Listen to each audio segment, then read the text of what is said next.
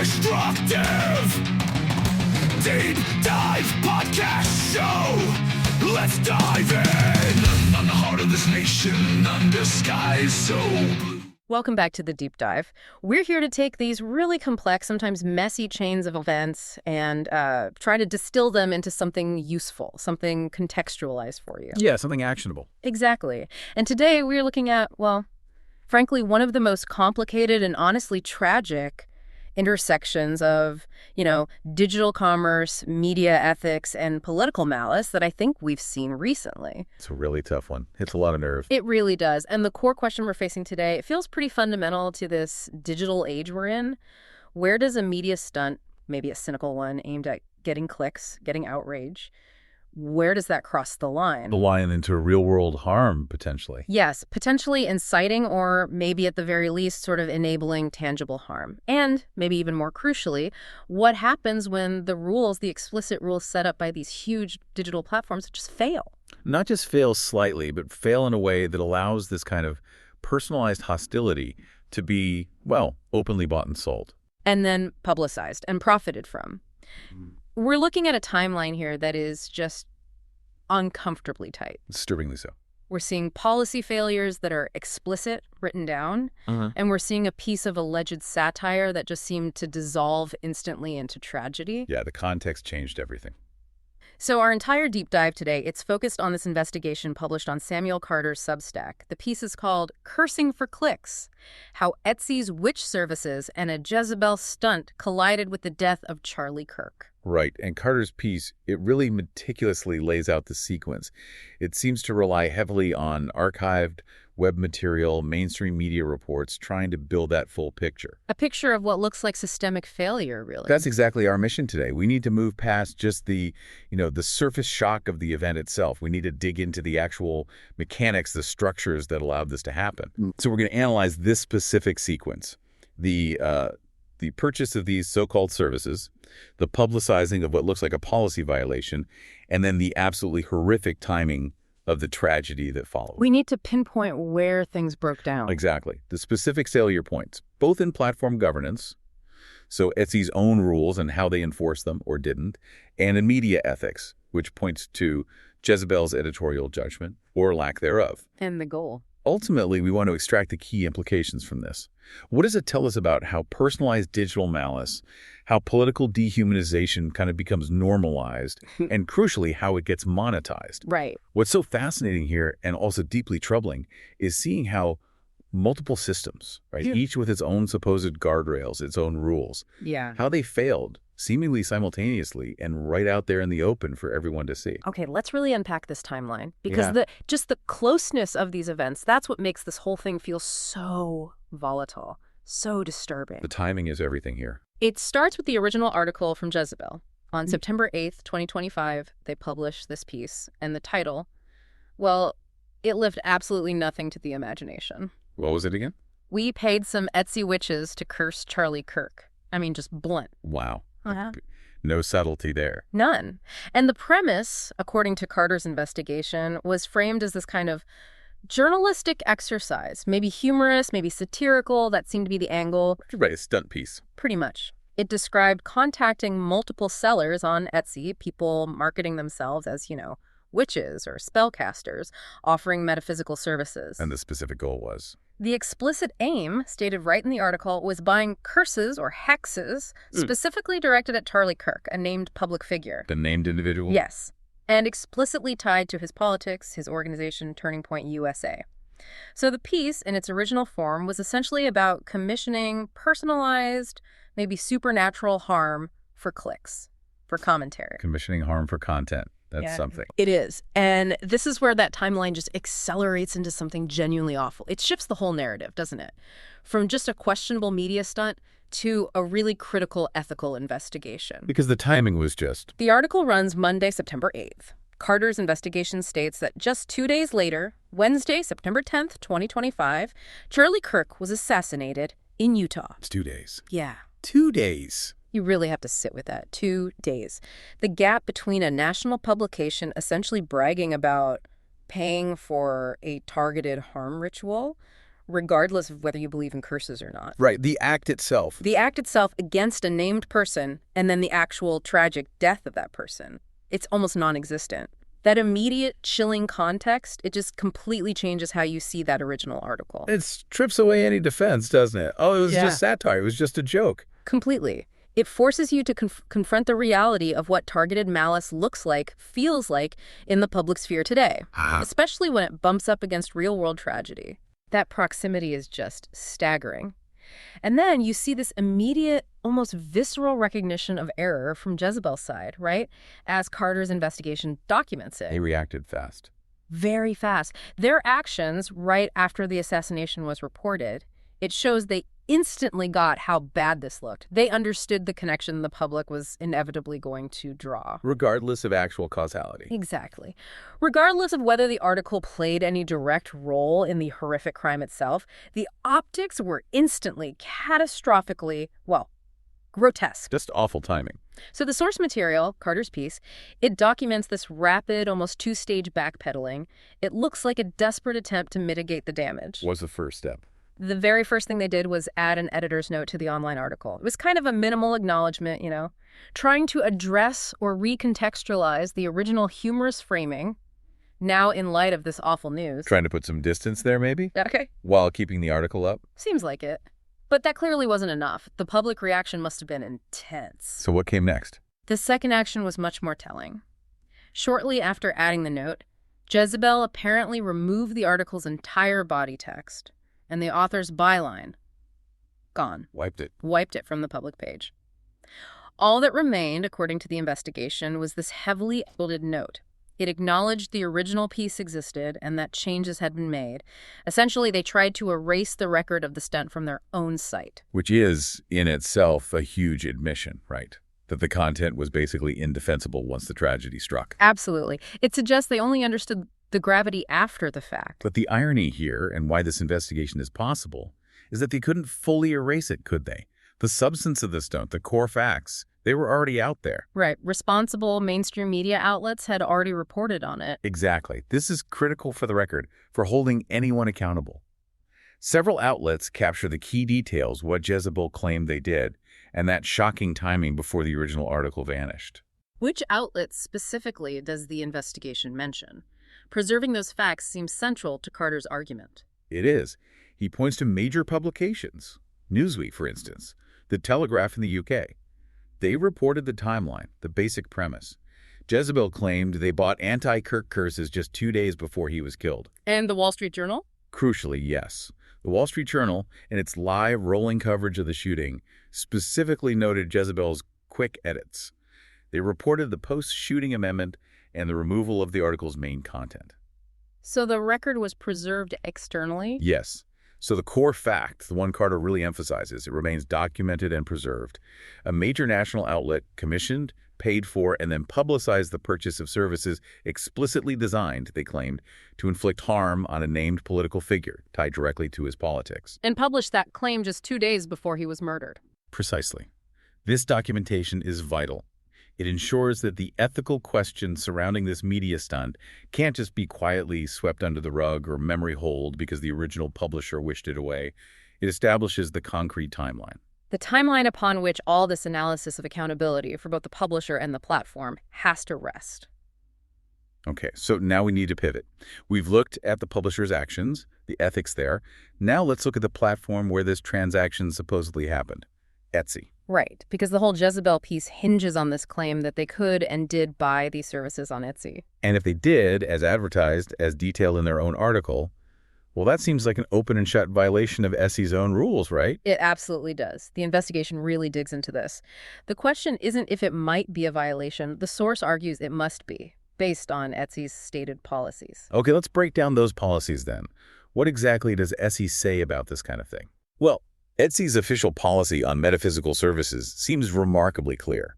It was probably put in place mainly to prevent fraud, manage their own legal liability, Makes sense. The main policy statement is pretty unequivocal. It says, quote, metaphysical services may not be sold on Etsy, full stop. Okay, that sounds clear enough. And they even give examples to try and remove any doubt for sellers and users. The policy explicitly lists prohibited services like spellcasting, energy work that promises specific outcomes, and rituals. So, curses, hexes, spell work for hire. Squarely out of bounds. Anything that inherently promises a specific metaphysical result or outcome, especially something like targeted harm, falls directly under that prohibition. Etsy doesn't want to be seen as facilitating the sale of, well, guaranteed magic results. But hang on, there's usually a loophole, isn't there? Especially with online platforms. Does the investigation mention one? Yes. There's a technical nuance. A significant exception that, according to Carter, is often exploited by sellers trying to stay listed while pushing the boundaries. What's the exception? Things like tarot readings, astrological charts, maybe general advice, those are allowed, but, and this is the key part, only if the deliverable is a tangible item, like a printed chart or a digital file. Like a PDF or an audio recording. Exactly. A PDF, an MP3 file, something concrete. The crucial legal and policy distinction Etsy tries to make is that the seller cannot guarantee an outcome. You're paying for the document, the file, the reading itself, not for a guaranteed magical result. Got it. So the moment you buy a curse or a hex, You're inherently buying a promised metaphysical outcome in this case, targeted harm. And that fundamentally violates the explicit policy against result-claiming services. No ambiguity there. okay. So this really sets up a major challenge for Etsy, doesn't it? If the rules are this clear, the fact that Jezebel could apparently go out, buy these services, and then write an article detailing it, that points to a pretty undeniable failure in platform enforcement. A systemic failure, Carter argues. The source identifies basically two main ways this could have happened, and honestly, either possibility looks pretty bad for Etsy's governance. What are the two possibilities? Possibility A is the simplest explanation, just a direct failure of enforcement. The listings Jezebel found were overtly violating policy. Maybe they were clearly labeled curses, hexes for enemies, political spell work, something obvious like that. And they just slip through. They just slip through Etsy's automated detection systems, their keyword flags, maybe subsequent manual reviews. This would just be a failure of raw enforcement capacity. Too many listings, not enough effective policing. Okay, that's possibility A. What's B? Possibility B is a bit more sophisticated. It involves intentional policy gaming by the sellers themselves. This speaks to, how tricky it is to police these huge online marketplaces. How would that work? In this scenario, the sellers intentionally misrepresented the curses to get past Etsy's filters. They might disguise the product listing itself as something allowed, maybe calling it a custom energy consultation or a negative influence clearing report, something vague. Using euphemisms. Exactly. Using euphemisms to survive the keyword searches and the category sweeps. And then to exploit that loophole you mentioned. The digital deliverable one. Right. The seller provides the required digital deliverable. Maybe it's just a generic PDF with, a good vibes mantra or a certificate saying the ritual's complete, something to satisfy the system's requirement for a file. So the listing looks compliant on the surface. Technically compliant, maybe, but the actual service being arranged, probably through private messages between the buyer, Jezebel in this case, and the seller. That service is the prohibited targeted harm. It's a deliberate workaround. So either way, blatant violation missed or clever evasion succeeded, the policy didn't work. Does the source lean towards one explanation? Carter's investigation argues that, look, regardless of the specific mechanism, whether it was A, the blatant failure, or B, the cunning evasion, the conclusion about Etsy's accountability is identical. Enforcement failed. Enforcement either failed outright, or it was so easily gamed that the policy became, functionally meaningless in this instance. And that failure allowed prohibited services targeting a named political figure to be bought, apparently fulfilled, and then broadcast to the world by a national media outlet. Yeah. What Carter concludes is that policy without robust, effective enforcement becomes essentially theater. It lets the platform say, we prohibit that, giving them plausible deniability. While still potentially profiting from the transaction fee. Exactly. Yeah. While providing no real protection against the marketplace reality, which in this case involved profiting from transactions centered on personalized political hate. And that, Carter argues, shifts the platform from just being an accidental host of bad content to being a tacit enabler. That description, policy as theater, that's pretty powerful. It really highlights the gap between stated rules and actual outcomes. Especially when that gap allows something like the public commissioning of targeted malice. And we should be really clear here about the distinction, right? The source points out this isn't just about any political item on Etsy. Absolutely critical distinction. The investigation notes that, yeah, you can still search Etsy and find plenty of partisan stuff. Witchy merchandise, maybe things like Hex the Patriarchy t-shirts or political bumper stickers, novelty mugs, that kind of thing. Which is generally allowed. That's mostly considered political novelty goods, merchandise expressing an opinion. That's largely permissible under their rules and under free speech norms generally. But the line is crossed when? The line is crossed, Carter argues, when it moves from a product expressing an opinion to a paid service that claims to achieve specific outcome, especially a harmful one, against a named individual. That's what's strictly prohibited. Because of the fraud potential and the harassment angle. Exactly. It's ripe for fraud, and as we saw here, it gets dangerously close to targeted harassment, or worse. So the failure identified isn't that Etsy sells political t-shirts. It's that Etsy failed to police its own clearly stated line between merchandise and prohibited outcome-claiming services. And in this specific high-profile case... that line completely collapsed. Okay, so moving into the immediate aftermath of the assassination, focus really snapped, didn't it? From the sort of technical platform failure at Etsy to the profound ethical failure at Jezebel. Yeah, the public reaction seemed instant and visceral, especially given that timing. Absolutely. The source material summarizes the core criticism that erupted immediately. Right. It was about the absolutely grotesque optics. Yeah. You have a national outlet paying for curses against a specific person, trying to spin it as satire. Sort of edgy humor, maybe. Right. And then almost immediately, that person is killed. The sheer timing just amplified everything. It made the satire defense impossible. Completely untenable. Satire needs distance, maybe irony. The assassination just eliminated all distance. It left only this raw, targeted, personalized malice hanging in the air. The issue wasn't just bad taste anymore. It became this stark confrontation with the real-world impact of digital hostility. And the media and political responses documented in Carter's piece, they reflect that shock. Right? Oh, definitely. You saw immediate high-profile criticism. The investigation mentions Meva Kelly, for example, publicly condemning the stunt. That reflects the understandable outrage, particularly from conservative commentators. But it wasn't just conservative critics. No, crucially, Carter also points to reporting from places like the Daily Beast. They published a summary that specifically highlighted the contrast. Jezebel's initial claim that the piece was just humor. Versus the reality. Versus the reality of them quickly pulling it down after the shooting. That contrast itself became part of the story. And that act of removal, the pulling of the article body and byline, it speaks volumes, doesn't it? About their own internal realization. It really does. It suggests they understood, maybe too late, that they hadn't just failed ethically, but also strategically. They misjudged the public's likely moral revulsion to the stunt itself, regardless of the tragedy. And maybe failed to consider the potential real-world implications in such a polarized climate. That seems to be Carter's implication. They failed to respect that potential, prioritizing the stunt over, well, basic decency, perhaps, until events forced their hand. Which leads us to the emotional toll. This is where, according to the source, the abstract idea of malice for clicks becomes painfully real. Yes.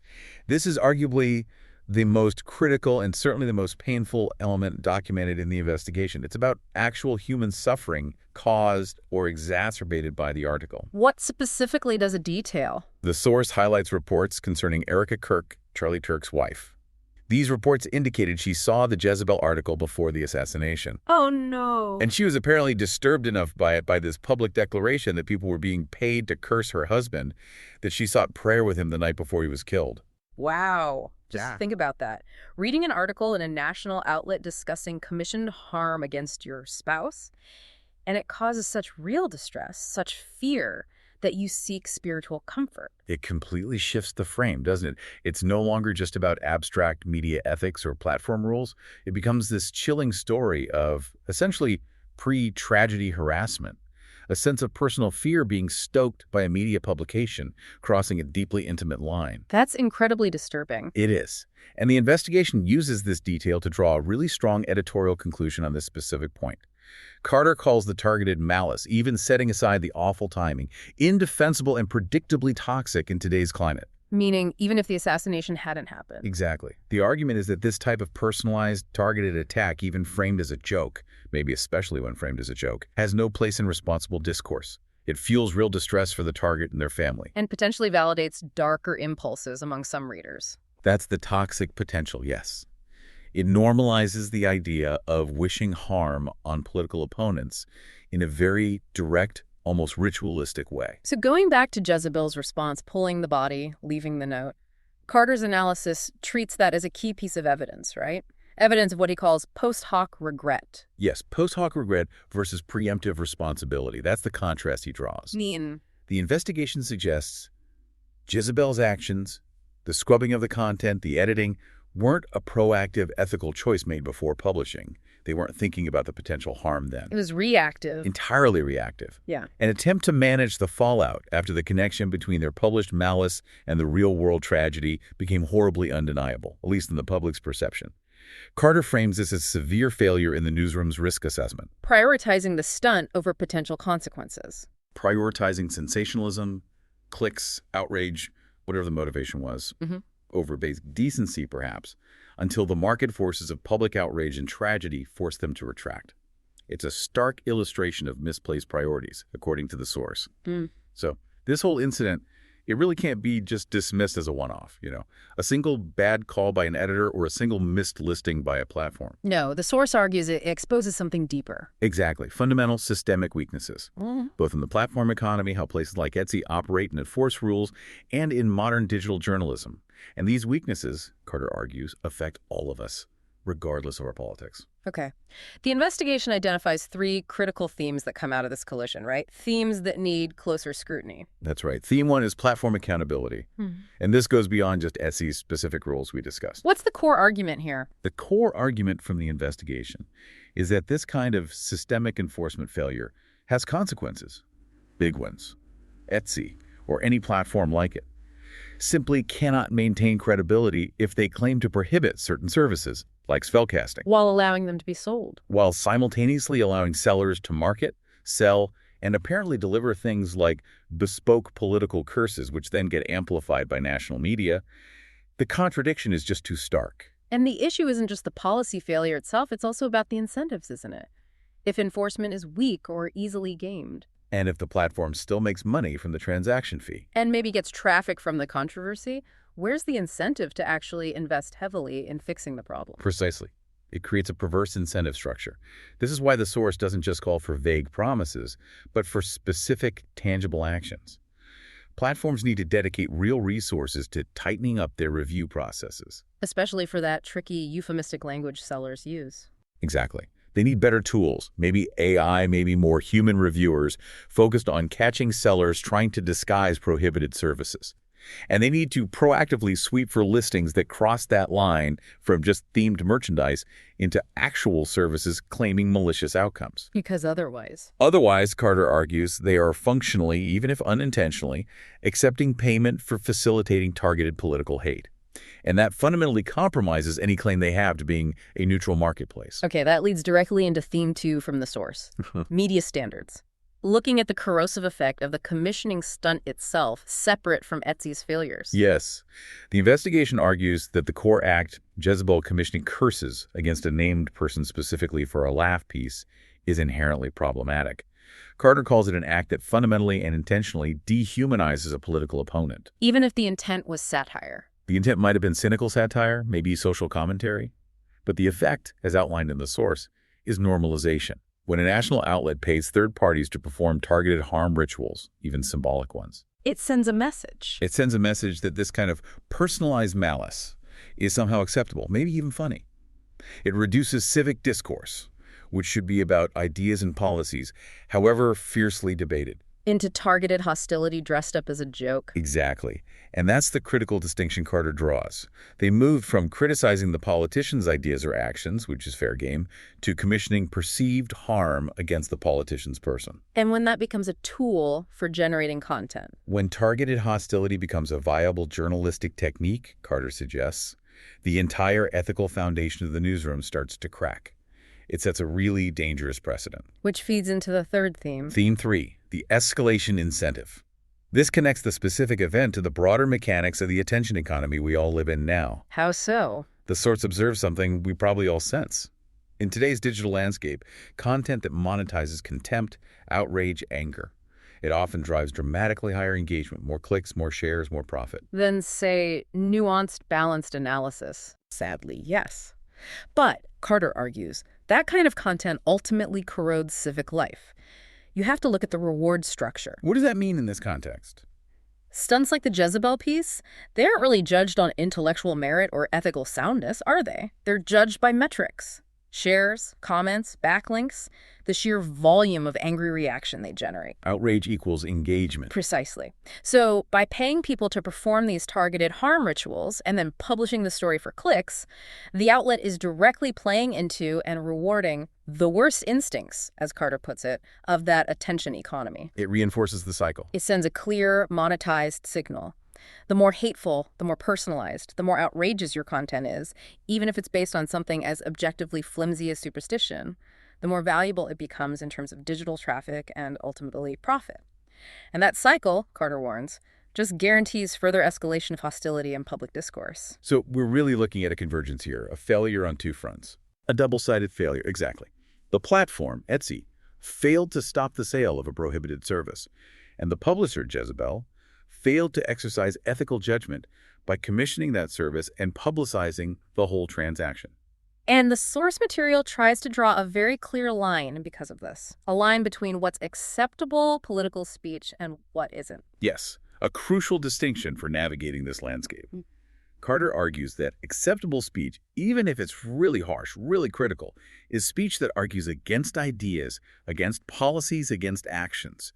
That vigorous debate belongs in a free society. But the investigation concludes paying people to perform curses on a specific person, publishing that act for clicks, and then trying to dismiss it as a joke. That specific sequence of actions crosses a line. it moves from commentary to commission hostility. Decisively. It moves into commissioned, personalized hostility, something that Carter argues should have been blocked by Etsy's rules, yes, but also should have been stopped dead by Jezebel's own editors long before it ever saw the light of day. And the ultimate result, according to the source. The ultimate result wasn't just a piece of tasteless media. It was, Carter writes, the creation of a fresh wound for a grieving family. And on a broader level, another significant push towards a culture that increasingly treats political opponents not as people with different ideas, but as something fundamentally less than human. And that dehumanization, that's the fuel for the escalation we were just talking about. It's the absolute fuel. This whole event, sadly, provided a perfect, tragic case study in how two major institutions, a platform and a publisher both, in their own ways, facilitated that dehumanization, arguably for profit and clicks. Okay, so given how severe the investigation portrays this failure, the platform's technical breakdown, the publisher's ethical lapse, it doesn't just stop at criticizing, does it? No, not at all. It concludes with some very explicit, very actionable recommendations aimed at the different players involved here. Detailing concrete steps they should take. Yes, specific, measurable steps designed to prevent this kind of thing from happening again, and maybe start rebuilding some trust. Let's start with the platforms. What does the source suggest for Etsy or similar e-commerce sites? The recommendations for platforms are really concrete. They target those structural loopholes we talked about earlier. First, Carter suggests the platform Etsy specifically, in this case, needs to run a targeted, proactive audit. Now, An audit for what? for policy-violating metaphysical services. They should start immediately with any sellers who are named or reportedly contacted by Jezebel for this stunt, obviously, but also broaden it to look for listings using that kind of euphemistic language we discussed, the energy clearings that are actually hexes. So demonstrate the policy is real through action. Exactly. If the policy means anything, enforcement has to be swift, targeted, and visible, especially after a public failure like this. Second, Carter argues platforms need more transparency. How so? Publish a short enforcement note, maybe on their policy blog. When they take action against high-profile violations like this, show the public, yes, our rules were broken here, we found it, and we're taking these steps. It builds accountability. Okay, and third, and this is maybe the most technically crucial, invest in the tech. They need to update their automated checks, their algorithms, their keyword filters to specifically catch the language used for service-style spell work and these targeted curse-type deliverables. Shut down the loopholes. Make it harder to game the system. Precisely. Stop the euphemistic runaround before it gets listed. All right, so those are recommendations for the platforms. What about for publishers? Newsrooms like Jezebel. The recommendations there are just as demanding, maybe more so. They call for a renewed commitment to ethical clarity that goes beyond just, avoiding lawsuits. It's about fundamental standards. What's the core recommendation? The source suggests newsrooms should institute a firm, clear internal rule. No commissioning or purchasing any service intended to harm, hex, or curse a named individual, whether they're a private citizen or a public figure. Full stop. A bright red line. A non-negotiable ethical barrier. Treated with the same seriousness you treat plagiarism or making up quotes. It should simply be off the table. And the reasoning is? The reasoning is that this rule prohibits the active pursuit of personalized malice simply to generate content. As the source emphatically concludes, satire does not require trafficking in personalized malice. Good point. The idea that serious journalism, or even edgy commentary, requires paying someone to symbolically or metaphysically target another human being, that's the dangerous path, Carter argues. A clear, preemptive editorial rule is needed to stop these kinds of low-stakes, high-impact gimmicks before they even get pitched. Makes sense. Okay, so platforms, publishers, who else? Finally, the source offers what's really a normative recommendation. It's aimed at the broader ecosystem, the advertisers who fund these sites, and, critically, us, the readers, the audience. What's the call to action there? It's straightforward but powerful. Demand better standards. Oh. If platforms consistently fail to enforce their own rules against hate or harassment, if publishers repeatedly show a willingness to profit from political hate gimmicks like this one, if they prioritize monetizing malice over basic decency, Then what? then readers and advertisers should exercise their power. Withdraw your dollars. Withdraw your attention. Stop clicking. Stop sharing. Stop funding it. Using market pressure. Using market pressure where editorial judgment and policy enforcement seem to have failed. Accountability, in this digital attention economy, Carter suggests, often has to flow directly from where the money and the audience clicks are going. It's presented as a necessary step to push for a return to, well, basic decency. Hashtag tag outro. Wow. Okay, that is quite a detailed and, frankly, deeply troubling analysis that Carter's investigation lays out. The ultimate takeaways feel sadly, starkly clear. Yeah, they really do. We saw this explicit conflict, right, between Jezebel claiming to buy these prohibited services and Etsy's own unambiguous policy rules against them. A direct contradiction. And then the profound failure, according to the source of the platform, to actually enforce those rules effectively, turning their own policy into what Carter called predictable theater. Theater that, in this case, allowed targeted malice to be bought, sold, and publicized. And if we zoom out, connect this to the bigger picture. What are those key takeaways, again, from the source? The source's main conclusions really emphasize that this convergent, cynical media stunts, like the Curse article, combined with platform negligence or ineffective enforcement, is not just a one-off problem. It actively works to normalize personalized hate. Makes it seem more acceptable and more common. Exactly. And Carter argues this is a systemic failure. It demands immediate, real, measurable enforcement action from the platforms. And it demands that publishers reestablish some bright ethical lines, specifically around stopping the monetization of personalized hostility. And the human cost. And the human cost, tragically highlighted here. That horrific timing, as Carter points out, created a fresh wound for a grieving family.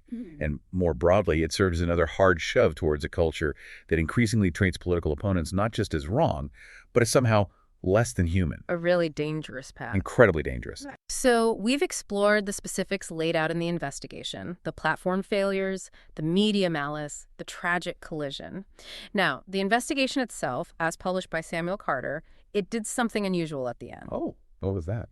It included detailed contact information emails, submission forms for both Etsy's press office and for Jezebel, or rather its parent company, Paste Media. And it was explicitly framed in the text as a tool for readers to demand answers, demand accountability. Ah, okay. Providing the means for direct action by the readers. Exactly. Now, we obviously can't endorse specific actions like that, but it raises a final provocative question for you, our listeners, to think about. It stems directly from the source material itself. What's the question? When an investigative piece like this identifies such clear structural points of failure, such deep moral compromises, what is the ultimate responsibility, if any, of the author or the publisher of that investigation to then provide the actual tools for direct public accountability? When transparency meets responsibility, what do you, the audience, decide is the right way to engage with that information? Where does the reporting end and enabling action begin? Precisely. Something critical to mull over as you process the really far-reaching and frankly sobering implications of this digital age tragedy. You Democrats, bloated bureaucrats, like a New York sewer rat. Go away.